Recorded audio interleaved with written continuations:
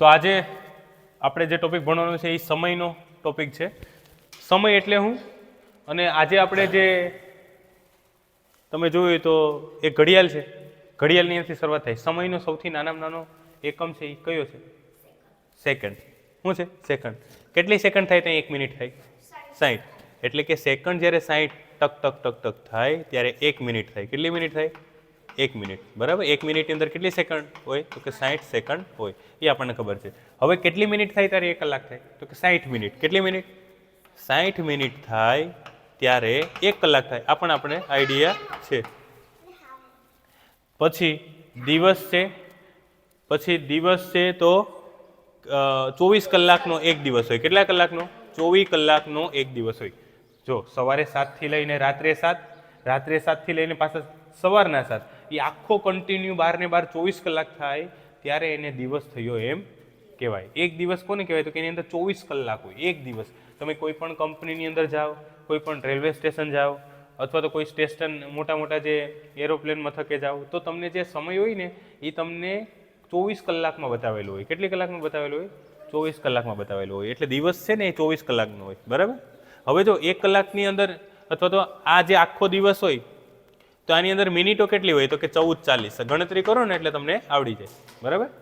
જો 24 કલાક, 24 કલાકની અંદર કેટલી મિનિટ હોય? તો કે 1 મિનિટની અંદર કેટલા સેકન્ડ હોય? તો કે 60. હવે આનો ગુણાકાર તમે કરો તો 14:40 આવશે. 0, 6, 4, 24 નો ચોગડો વધી 2, 6 દુ 12, 13 ને 14, 14:40 આવી ગયું. તો 14:40 મિનિટ એટલે કે એ એક જે 24 કલાક એક દિવસની અંદર 1440 મિનિટ હોય છે. શું કામ? તો કે કલાકને આપણે 60 મિનિટ વડે શું કરી નાખ્યા? ગુણી નાખ્યા. તો આપણને એક દિવસની અંદર કેટલી મિનિટ છે એ ખબર પડી જાય. એક 24 કલાકની અંદર કેટલી મિનિટ છે એ ખબર પડી જાય.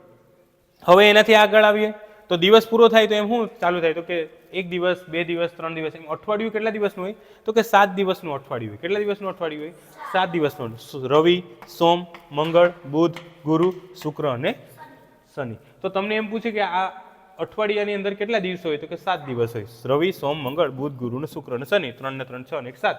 બરાબર. અઠવાડિયાની અંદર 8 દિવસ નથી હોતા. અઠવાડિયાની અંદર 7 દિવસ હોય. એ તો આપણે એને બોલીએ છીએ કે અઠવાડિયું. બરાબર. એનાથી આગળ આવીએ તો 7 દિવસ પૂરા થઈ જાય. 15મા દિવસને 15 દિવસ થાય તો એને પખવાડિયું કહેવાય. શું કહેવાય? પખવાડિયું. તમને કોઈ પૂછે કે પખવાડિયું કેટલા દિવસનું હોય? તો કે 15 દિવસનું. આ પણ સીઈટીની, એનએમએમએસની 6, 7, 8ના જીકેના પ્રશ્નોમાં તમને ક્યાંક ને ક્યાંક સ્કોલરશિપ પરીક્ષા દો, કોમ્પિટિટિવ એક્ઝામમાં તમને પૂછાય છે પખવાડિયાની અંદર કેટલા દિવસો હોય છે. અને ન પૂછાતા હોય તો આપણને એટલું તો ખબર પડવી જોઈએ ને કે પખવાડિયાની અંદર કેટલા દિવસો હોય? તો કે 15 દિવસ. કોઈ પખવાડિયું બોલે તો આપણને ખબર પડી જવી જોઈએ કે 15 દિવસનું પખવાડિયું હોય. હાલો, પખવાડિયું થઈ જાય, 15 દિવસ થઈ જાય, પછી પાછા એની અંદર 15 દિવસ ઉમેરાય તો એક મહિનો થાય. શું થાય? મહિનો. મહિનાની અંદર 30 દિવસ હોય. કેટલા દિવસ હોય? 30 દિવસ હોય. બરાબર. જાન્યુઆરી, ફેબ્રુઆરી, માર્ચ, એપ્રિલ, મે, જૂન, જુલાઈ, ઓગસ્ટ, સપ્ટેમ્બર, ઓક્ટોબર, નવેમ્બર અને ડિસેમ્બર.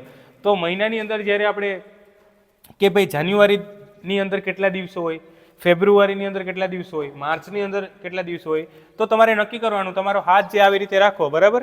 તમારો હાથ જે આવી રીતે આમ મુઠ્ઠી વાળો. બરાબર. અને જ્યાં તમને ઢોરો દેખાય આમ, બરાબર, આવી રીતે તમને દેખાય, ઢોરો દેખાય, બરાબર, તો ત્યાં તમારે શું સમજવાનું? 31 દિવસ. અને જ્યાં ખાડો દેખાય ત્યાં 30 દિવસ. તો અહીંથી ગણતરી કરીએ આપણે ઢોરાની અહીંયાથી. જાન્યુઆરી તો ઉપર જાન્યુઆરીમાં કેટલા દિવસો આવે? 31. તો અહીં જો જાન્યુઆરીમાં કેટલા દિવસો છે? 31 છે. પછી જો જાન્યુઆરી પછી ઢોરાની અહીંયાથી નીચે જાઓ, ફેબ્રુઆરી. તો ફેબ્રુઆરી આ ઢોરો, તો એમાં કેટલા દિવસ આવે? તો કે ફેબ્રુઆરીના જે દિવસો છે એમાં તમારે સમજવાનું ફેબ્રુઆરી છે ને એ દર શું કહેવાય એને? તો કે ભાઈ 28, 29 દિવસો આવે. એમાં 30 દિવસ આવતા નથી. એ તમારે ખાસ યાદ રાખવાનું. એક્સેપ્શનલ કેસ છે, તમારે યાદ રાખવાનું છે કે ફેબ્રુઆરીની અંદર ક્યાંય કોઈ 30 દિવસ આવતા નથી. 28, 29 દિવસ તમારે યાદ રાખવાનું. બરાબર. પછી પાછો ઢોરો આવે તો આની ઉપર જાન્યુઆરી, ફેબ્રુઆરી, પછી માર્ચ. માર્ચમાં કેટલા દિવસો આવે? 31. ઢોરો આવ્યો. પછી પાછો શું આવશે? 30. એપ્રિલ. પછી પાછું શું આવે? મે. મે ક્યાંથી શરૂઆત થાય? જાન્યુઆરી, ફેબ્રુઆરી, માર્ચ, એપ્રિલ, મે. તો 31 દિવસ ઢોરામાં આવ્યો ને. જે આંગળીનો જે ઢોરો છે, આ મુઠ્ઠીવાળો આંગળીનો જે ઢોરો છે એમાં. બરાબર. પછી જૂનમાં કેટલા? 30. પછી જુલાઈમાં કેટલા? 31. હવે ઓગસ્ટની શરૂઆત પાછી ઢોરાની ત્યાંથી કરવાની છે. સમજાય?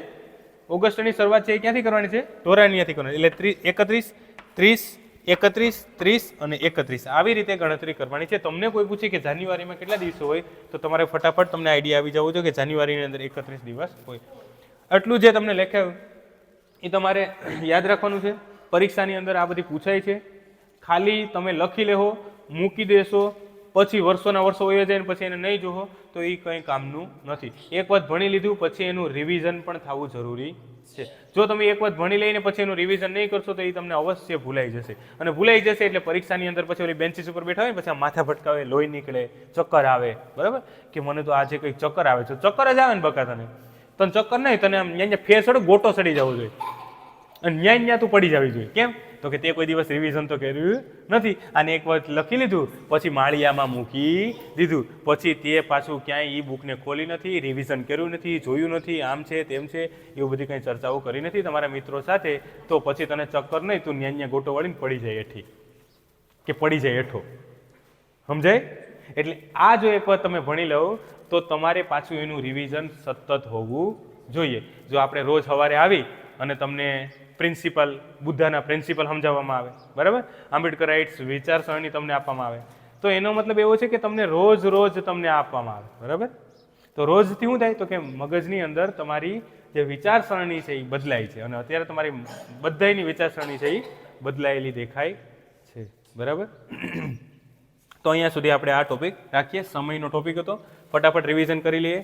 સેકન્ડ 60 સેકન્ડ, 60 સેકન્ડ 1 મિનિટ થાય, 60 મિનિટ 1 કલાક થાય. દિવસની અંદર 24 કલાક હોય, 24 કલાકની અંદર 1440 મિનિટ હોય, અઠવાડિયાની અંદર 7 દિવસ હોય, પખવાડિયાની અંદર 15 દિવસ હોય, મહિનામાં 30 દિવસ હોય, જાન્યુઆરીમાં 31 દિવસ હોય, ફેબ્રુઆરીમાં 28, 29, માર્ચ, એપ્રિલ, મે, જૂન, જુલાઈ, ઓગસ્ટ, સપ્ટેમ્બર, ઓક્ટોબર, એવી રીતે તમને ગણતરી પણ સમજાવી દીધી. તમને એ પણ હવે આવડી જાય. તો આવડી જાય તો તમારે આજુબાજુના મિત્રો સાથે એની ચર્ચાઓ કરવાની. જ્યારે પણ હાલતા ચાલતા રસ્તે જતા હોય, બરાબર, તમે ક્યાંય સ્કૂલેથી છૂટીને જતા હોય તો તમારે આ ચર્ચા કરવાની. તમે ક્યાંય સ્કૂલેથી રિસેસમાંથી છૂટ્યા હોય તો આની ચર્ચા કરવાની. બધાની જે ટોપિક તમને ભણાવવામાં આવે એની ચર્ચાઓ કરવાની. તમે જ્યાં ઘરે રહેતા હોય ત્યાં એક પાનામાં લખીને ચોંટાડી દેવાનું બ્રશ કરતી વખતે, અથવા તો ક્યાંક ને ક્યાંક તમે આવતા જતા જમતી વખતે પણ આને જોતું રહેવાનું, એટલે તમને યાદ રહી જાય, બરાબર. તો આ એક ટેકનિક છે રિવિઝન કરવાની. ઓકે.